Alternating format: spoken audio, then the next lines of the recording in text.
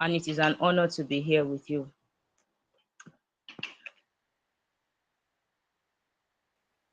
All right, thank you. Thank you for the introduction. Welcome. Thank you for joining us. 60 minutes together, so let's get into it. This session is split into four segments, and each segment will be addressing different topics. But we'll be starting with the first segment, which is understanding autism beyond the data. Let's start from the foundation because how we understand autism shapes how we respond to it. And to include a child, we must first understand who they are. Teresa, I will start with you. In simple terms, what is autism and how would you explain it to a Nigerian parent or someone hearing it for the first time? Okay, thank you very much. Autism, as well, autism is a condition that affects how a child communicates, how he learns, how he interacts and behaves with others. A child with autism may see, hear, and understand the world around him in a unique way that is different from the regular child.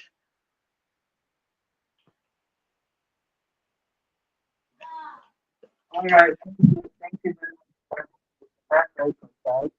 So we can see that from what you said, the key thing I noticed there is different.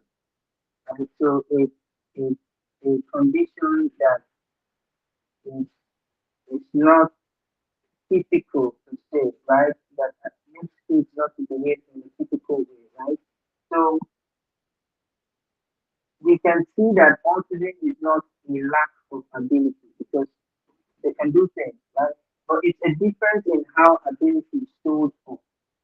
Like with emphasis, like I said earlier, on different, very much Felicia for that definition. And let me bring you in here.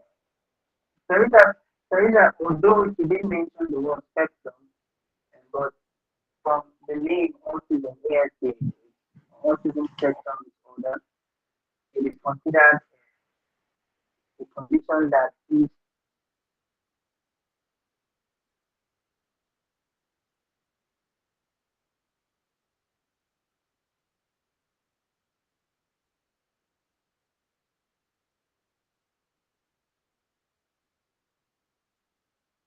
consists of range of different challenges and unique properties, right? And why do they matter for support?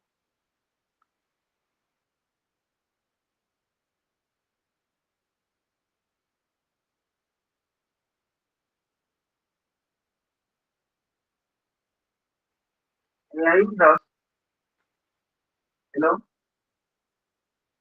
Hello, I'm with you. It's just I can't hear you very clearly. Okay, can you hear me now? Can you hear me now? Okay, I can hear you better now. Okay. Okay. So I'm saying, although Teresa didn't mention the word spectrum, but we know from the name ASD, autism spectrum disorder. So I want you to unpack the meaning of spectrum. So I'm asking a question first to you. When we say autism is a spectrum, what does that actually mean? And why does it matter for support? Did you know what I Mm, said clearly now? Yes, I heard you clearly. Thank you so much. When we say autism is a spectrum, it means no two autistic individuals are the same. Some children may communicate verbally, others may not. Some may need minimal support, while others require intensive daily assistance. The key thing to understand in this is that autism is not it's not same for all students. It's a range of different experiences, strengths, needs and weaknesses. So no two autistic child is the same. This one, like I said, this one may require minimal support, while this one may require substantial support. One may be verbal, another one non-verbal. And why this matters is simple. If we treat all autistic children the same, we'll fail them. Support must be individualized, not generalized. The strategy or the system you use to work on a child's attention may be actually different with another child entirely. So that's just what um that's just what autism on a spectrum is. Okay, thank you very much. That was very elaborate. It's important for us to understand the spectrum concept because they affect our approach to supporting each spectrum. It tells us that no two individuals experience autism the same way, and so there's no one size fits all approach. Thank you very much for that explanation. So now I'd like us to address something critical. I'd like us to address some critical misconceptions. And this because misconceptions don't just confuse people, they cost children their education and dignity. So, Teresa, I'd like to start with you. What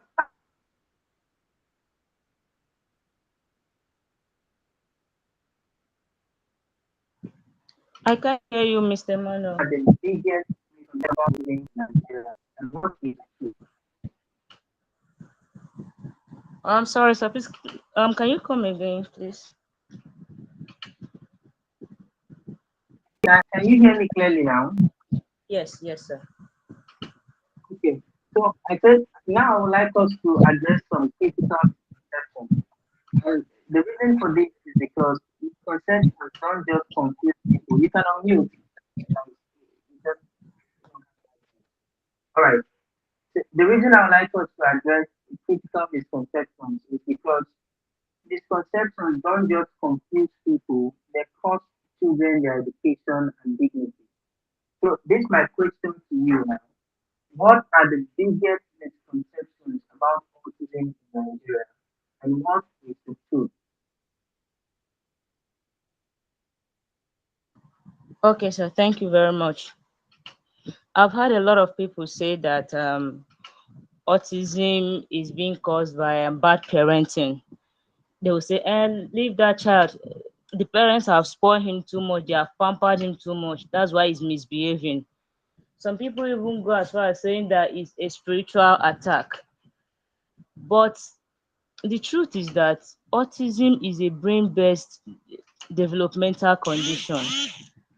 And we know this because it begins early in a child's development, often before the birth of a child, and it goes further to affect how the child now communicates and interact with others.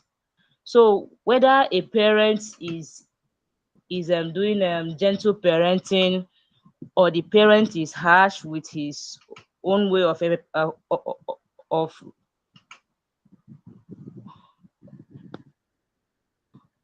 of raising the child, it does not have anything to do with creating or preventing a child from being autistic. And also, autism is not caused by evil spirits. Some people, because of the different beliefs that they have in their communities and where they come from, some people even go as far as saying that it has something to do with their religion. Some people say that that is a cause that has been placed on the forefathers or stuff like that. Autism is not caused by anything like that. It is not caused by evil spirit. It is not caused by witches or even by a curse that has been placed on the generation, as they say. The truth is that it occurs in children all over the world, across every religion, across every culture. So it is not something that we can say that is because the parents did not train the child well, that is why he's autistic. Some of them say that is that the child is misbehaving. No, it is not being over pampered. Autism is something that can happen to any child. Thank you. All right, thank you so much. Thank you so much. Now very detailed.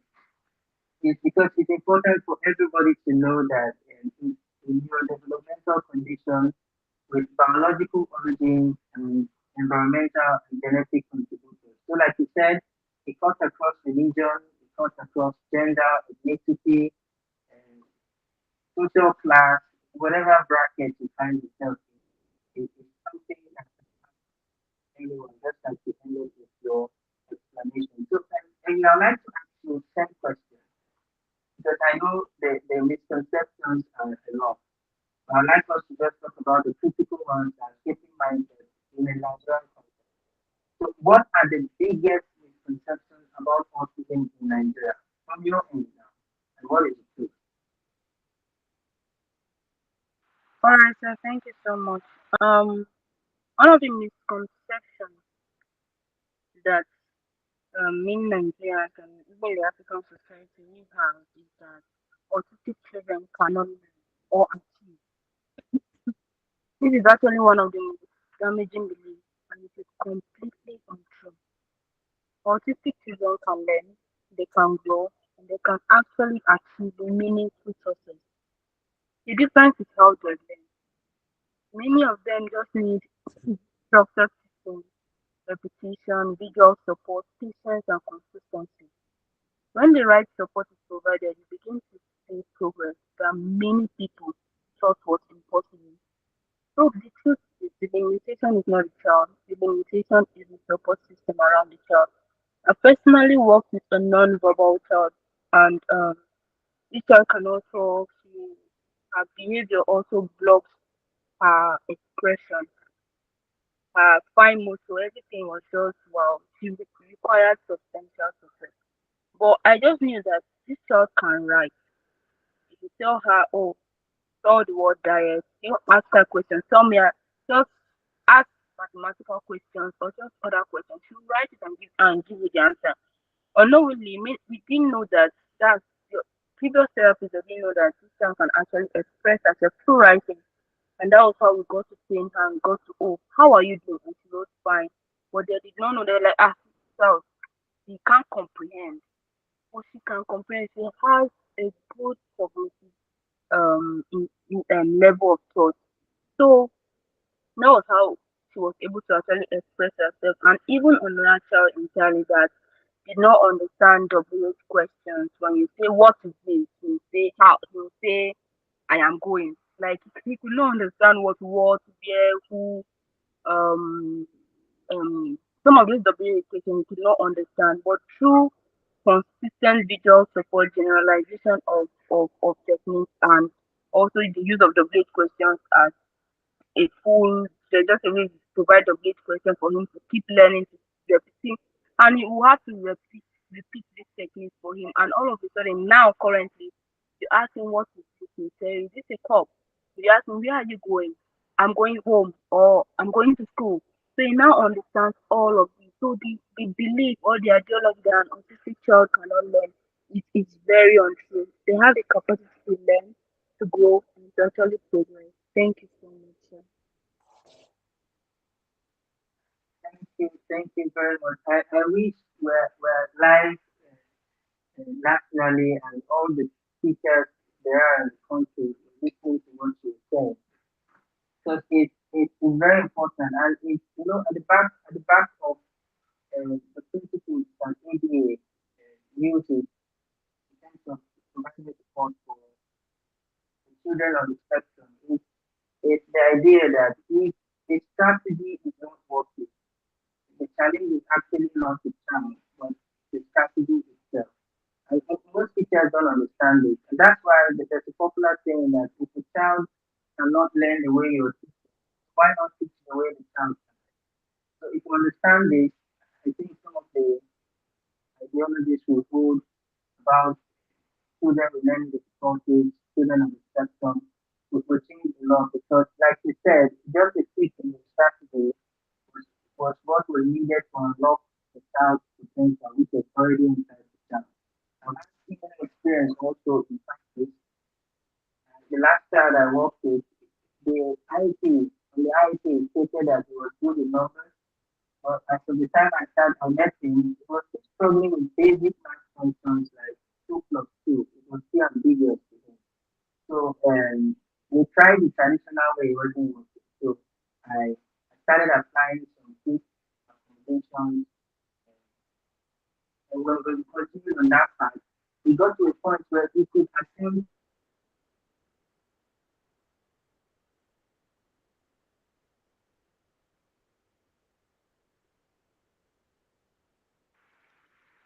I can't hear you, sir. Me too. more problems in my own business. And sometimes you have to do too much with that.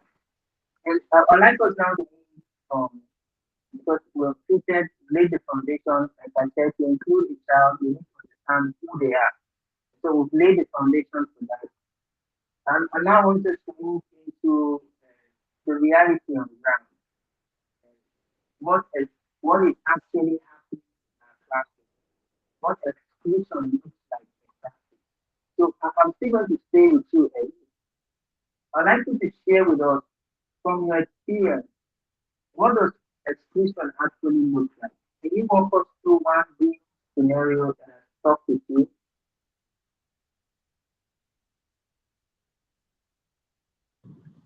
I didn't hear you very well, Mr. Manuel. Please. Same here. The question is, okay, can you hear me now? Yes. Can you hear me clearly? Okay, please, at this point, you can hear me clearly in the case, so I can make the necessary adjustment. So I said, let us move to reality now, lay the foundation. And we've explained what autism is, we've explained the concept of autism being a spectrum, we've addressed misconceptions. I want us now to delve into the reality, what is actually happening in our classroom. There's a lot for those of us who are practicing, so there's a lot to explain. So what exclusion actually looks like. This picture needs to be painted so everybody gets to have an idea of what it looks like. But I want it to come from a lived experience, something that you encountered personally. So this is my question. From your experience, what does exclusion actually look like? I want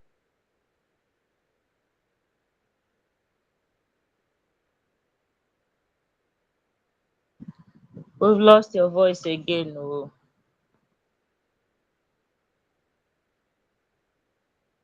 you to walk us through one real scenario that is. Can you come again, sir? It kind of there's a glitch. Okay,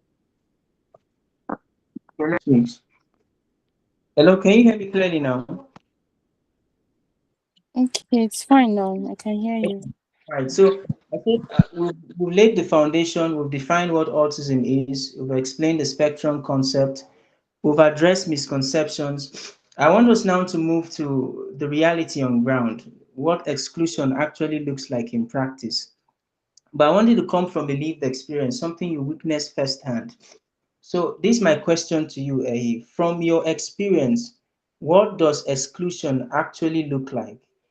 I want you to walk us through one real scenario that has stayed with you while in practice. Okay, thank you so much for that question. When we say exclusion, we're actually talking about when a child many a times physically present but educationally absent. And walking us through a real scenario, there was a time a child in a special needs child in the classroom was in a classroom but is constantly ignored because the teacher assumes that that child won't understand what is being taught or what is just the activities taking place. The child can't understand or the child cannot do it. The child is just in the classrooms and always just placed seated at the back. That's just the seat. No matter what activity they're doing, even if they're taking other seats, they'll just be left at the back. Will not participate, will just be there because if you know he can't do it, he can't understand. And even on that scenario again, there was a time while I was in practice with a particular child, the whole school was actually going for an excursion and to a particular bank, and so it's actually one that all the kids, everyone, like they were all looking forward to. Me, even in particular, I told the child I was working with that, oh, you'll be going to do that. I'll just tell the child about the excursion. Hope you prepared. Just be eager and all of that. But just to my surprise, we were all called to the office, and then we were told that the parents of these children are not aware that they are going for excursion. So we should not let the parents know. And there's a letter that will be sent to the parents, but the children, the special needs student, will not be given. But we do not want it to go that far. We do not want them to participate. And when we're asking why, there was no cogent reason to that. But that that passion to always show excellence. You not want some children to go and maybe act in a way you don't want to and all of that. So that was another side of exclusion. And other another scenario again is when an autistic child becomes overwhelmed and reacts, maybe crying or leaving their seat.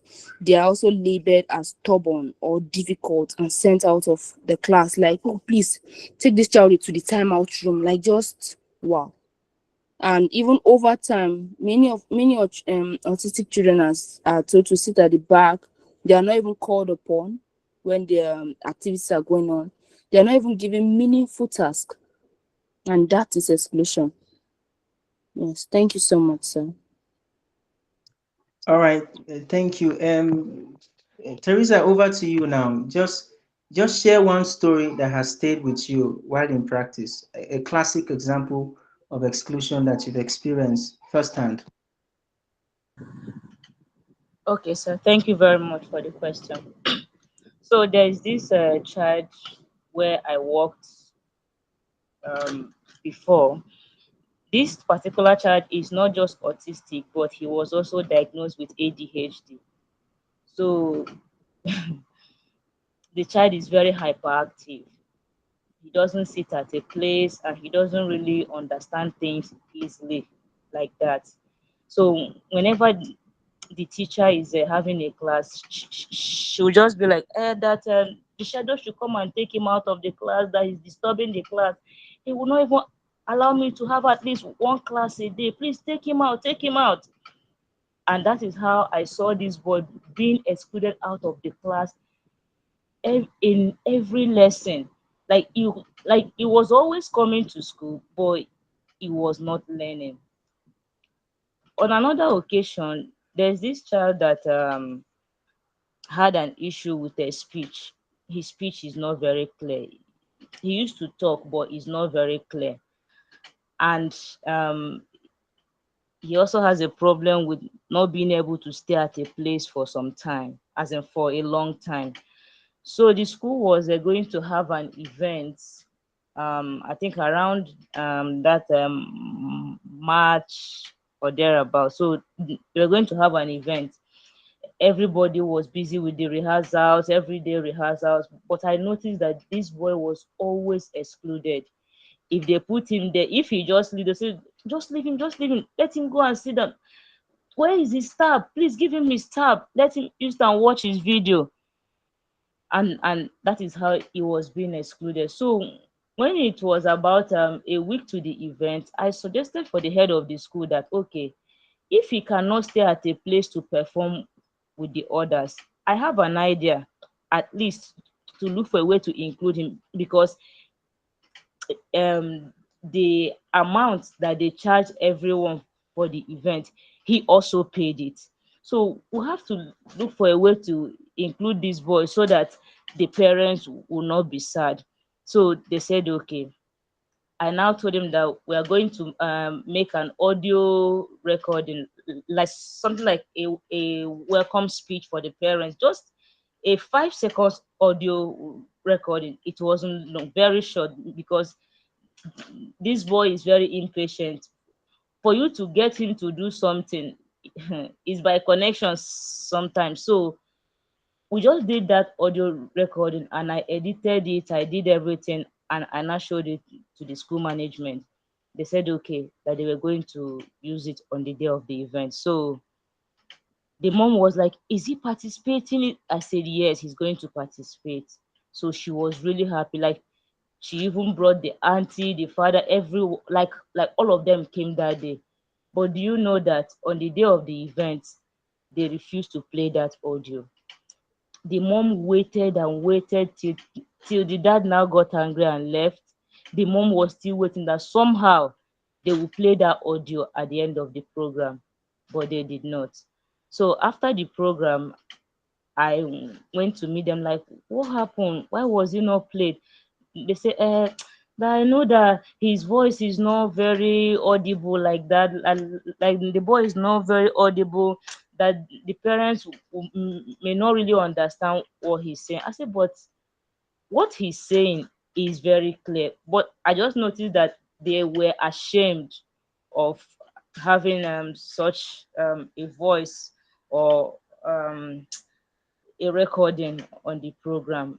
I was so pained. Even the mom was really angry.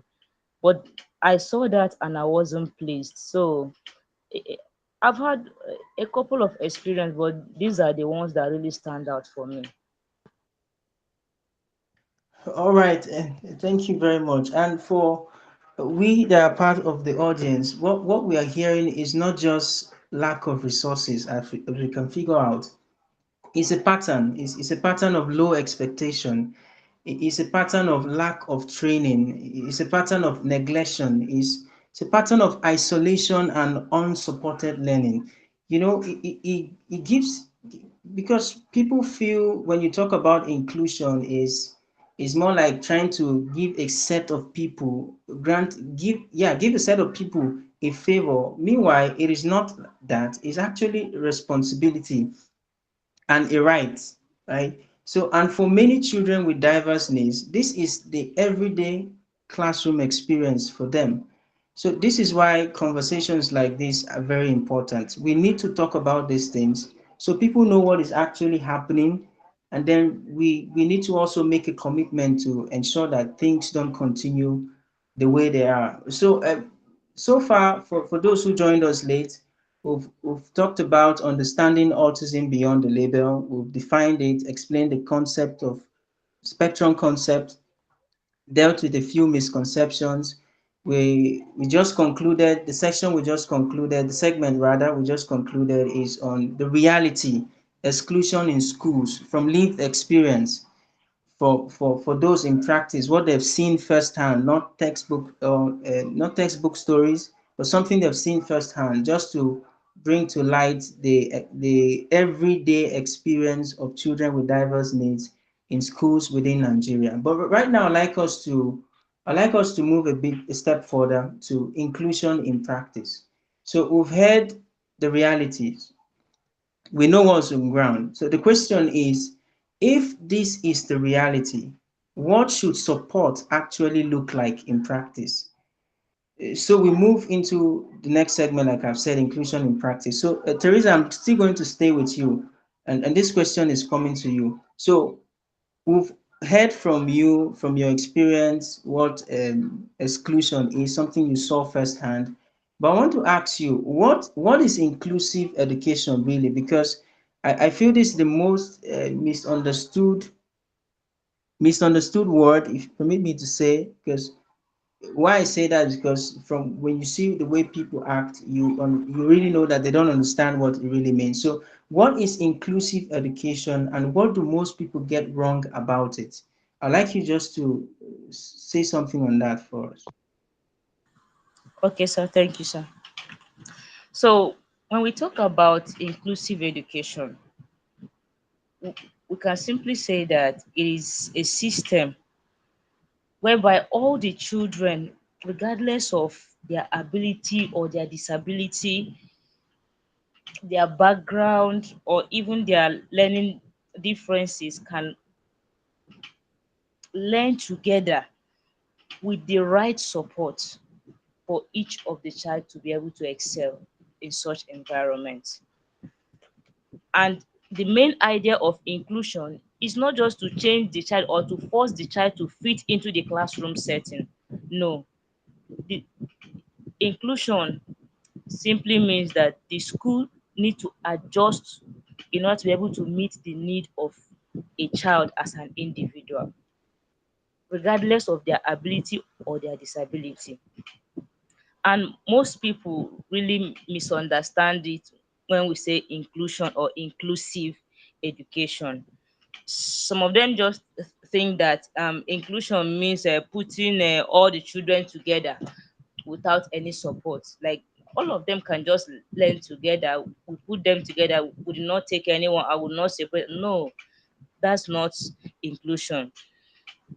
Some people also think that inclusion means that they are going to slow down other children, like if they include an autistic child in the system, if they carry him or her along, that they will slow down the learning this that that they will slow out that they will slow down the learning pace of other children. And most people also think that special schools are always better. They say if this child is autistic, if he's a special child, why not just take him or her to a special school? That is not what inclusion is all about. And this is where most people now get it wrong. Thank you, sir. Thank you very much. So it's a child sitting at the back doing nothing is not included. They are just present. And for many children, like I've said earlier, with diverse needs, what they have is just presence in the school. And if we go by what Mel Einskow said, a scholar within the inclusive education space, he said that inclusion is judged on three parameters. And the first is presence, the second is participation, and he elaborated on that. So, participation talks about the experience of the child while in the classroom. And this is where many Nigerian classrooms or schools are finding children with diverse needs. Yes, some have taken the bold step, let's use that word, to admit kids with diverse needs within their school. But then there's no participation. The experience of that child, the level of support, and this is why people come to the conclusion that kids with diverse needs cannot achieve. It's because participation itself is lacking. So if a child is not involved in the lesson, how can you expect an outcome in terms of showing understanding of that lesson? So thank you very much for giving us a proper explanation of what inclusive education is and what people are getting wrong about it. So I want us to get a bit practical because we're trying to hand out people, things that teachers can use in practice, right? Because we're talking about inclusion in practice. So, Eddie, this question is to you. What is one thing a teacher can do tomorrow with no extra budget to better include an autistic child? Okay, thank you so much. One of the things that I know that a teacher can do tomorrow without any budget is to be aware, is to understand autism, is to understand that behavior is communication. So when a child is behaving in a way, there's a reason. There's a reason. And when you're aware of something, your response to it changes. The way you respond to situations around that thing changes. So every teacher, the major thing is every teacher just needs to be not just needs to understand autism, understand the child's triggers, and adjust his or her response. For example, if a child struggles with noise, one of the things to do is to reduce shouting or give simple, calm instructions, depending on the child. And if they don't respond to verbal instruction, show instead of just telling.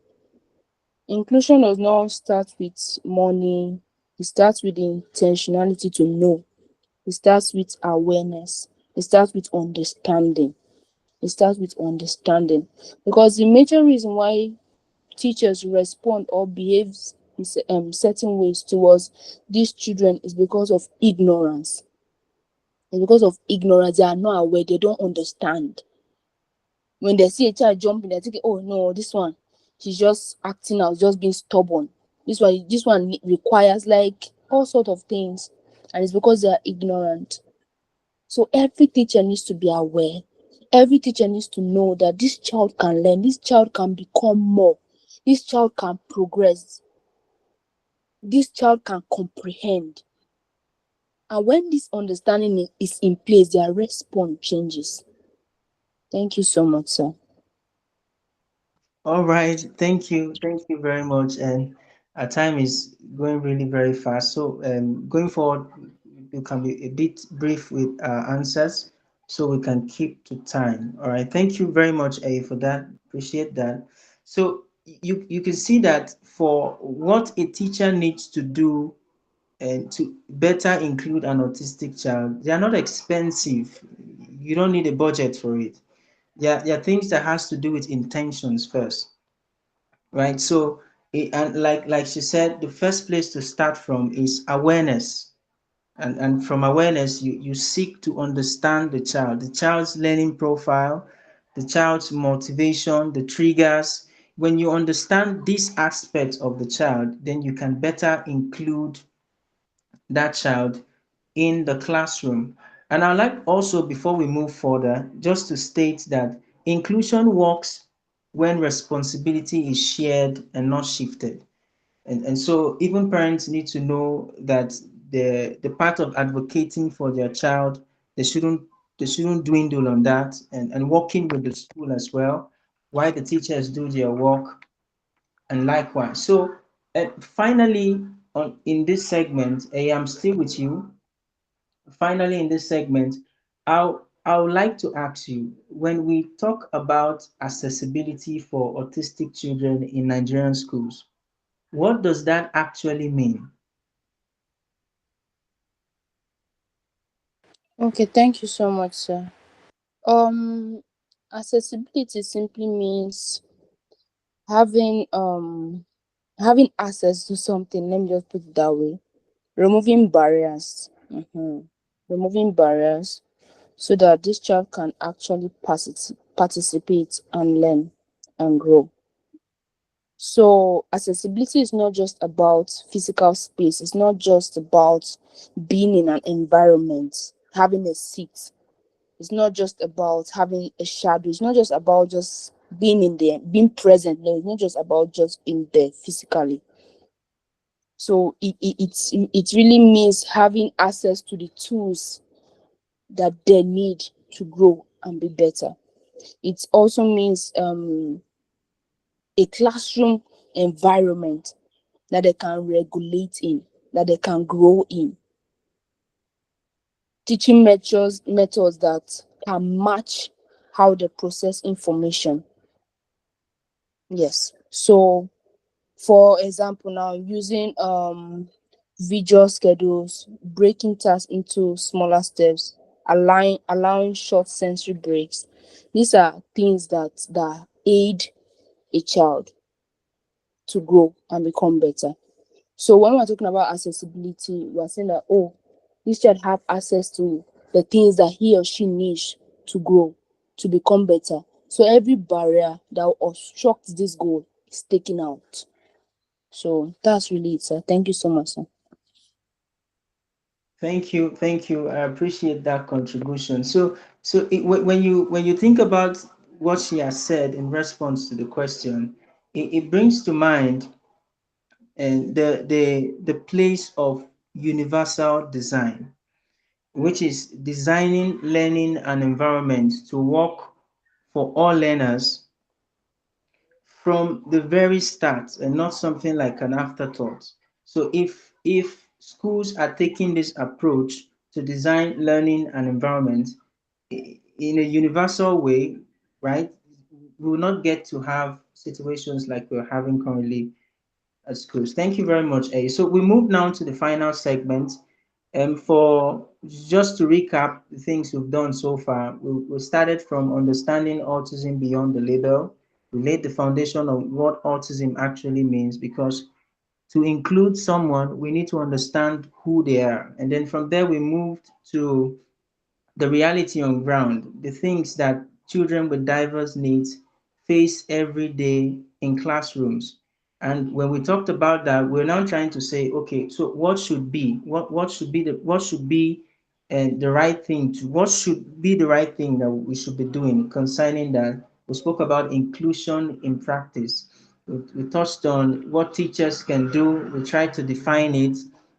And we also spoke about what accessibility means when we're talking about kids on the spectrum.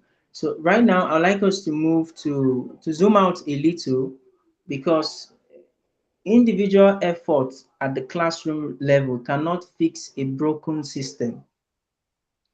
Individual effort matters, but inclusion must be built into systems, into the system. So right now, the biggest gap is not really awareness, it's implementation. Like we said, the pattern we saw from the stories, the lived experience stories of an exclusion in classrooms. You could see things like low expectation, you could see things like lack of training, you could see things like isolation, you could see things like neglect, you could see things like unsupported learning. So I would like to ask and Teresa, our time is fast spent. I'd like to ask you, what would you want the Nigerian government and school administrators to hear from you today concerning the topic we're considering? Okay, so thank you very much. First of all, I would like to say that every Nigerian child has the right to quality education, and inclusion is not a charity. It is a right. It is a right of every Nigerian child to be educated, and in the right way, with the right support. So children with autism are not really asking for special favor. This is their rights that they are asking for. They have the right to quality education, just like every other child. So the government should ensure that the teachers that are being used in the system, in the education system, are well qualified um, teachers, be it in the public schools or in the private schools. Then, as for the school administrators, the school owners, my message to them this evening is that admitting a child is not the same as including that child.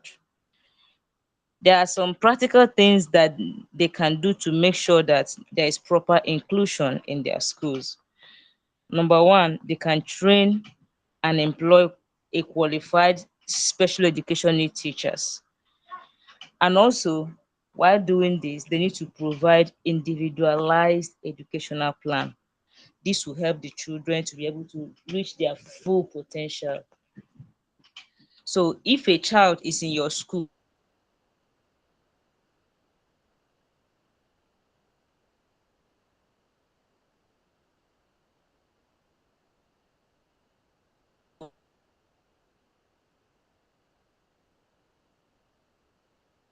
most of this make the things that those children need to learn available for them. So that's my message to them this evening. Thank you, sir. All right, that's a beautiful message. And my takeaway from what you said is admitting a child does not mean including the child. That is uh, very straight at the target. Okay, so in wrapping up now, I have a question for you, Ehi. And we often talk about therapy, shadow support, and inclusive classrooms, right? But holistic development also include factors like nutrition and diet. So I want to ask you, what role, if any, can diet and nutrition play in supporting an autistic child's attention, regulation, and overall development? Okay, thank you so much for this question, sir. So, when we talk about supporting autistic children, we often focus on therapy and education, but nutrition also plays a role. Diet can affect attention, energy levels, emotional regulation. I know of a particular child that anytime he eats anything rice, fried rice, jollof rice, any kind of rice, he becomes highly hyperactive. He just start jumping around. I had the shadow that was in charge of the boy, that was taking care of the boy at that point, that was providing intervention for the boy at that point, had to say, Miss Ehi, have you observed this consistent? I said, no, that's because of what he's eating. So you have to tell the parents about it. They should cut down on carbohydrates for him, and include high vegetables in his meals. They should change his meal schedules, his meal in that regard, because some children are highly sensitive to certain foods. I've worked with another child that the parents has snack time. This is a child that is non-verbal, was still working on her cognitive intellect and all of that. But in her snack, when it's snack time, her bag alone is filled with cookies, cheese balls, Pringles, and I'm like, no. She's very sensitive to this kind of meat. It does not even help her brain as a whole. So some children are highly sensitive to certain foods, while others may have very restricted diets. And this is something that every parent and everyone have to look into, because nutrition plays a significant role. Nutrition plays a significant role, and it is always important that when you notice that this particular child acts out or behaves in a certain way, immediately he eats this kind of meal, it's something to document and report. While we know that nutrition is not a cure, it can support overall functioning and learning readiness. So holistically, nutrition aids therapy. It aids a child's growth and learning. Yes. Thank you so much. Thank you so much. All right, thank you. This question was brought up particularly for parents because, like we said, inclusion is achieved when roles are shared and not shifted. So there's the part the teacher needs to do in the classroom, there's the part the therapist needs to do, and there's the part also parents and society also need to do. And nutrition and diet is a critical aspect of their contribution.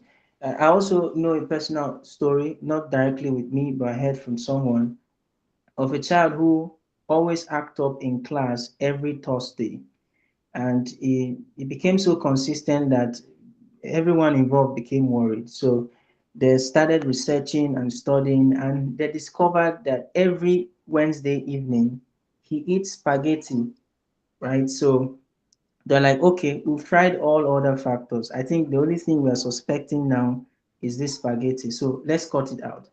To the surprise of everyone, the moment they stopped giving him spaghetti the evening before Thursday morning, his behavior automatically changed in school, right? So this is why we also need to hit the nail on nutrition and diet. So parents can know that they have a role to play coming from that angle. Thank you very much, Ehi. Thank you so much. And Teresa, time is up. Um, okay, but then there's supposed to be a session for Q&A, but I don't know if someone amongst the audience has a question to ask. We can take maybe one or two if there are questions. If there are none, then we can just conclude and close the meeting for this evening. Thank you. The floor is open.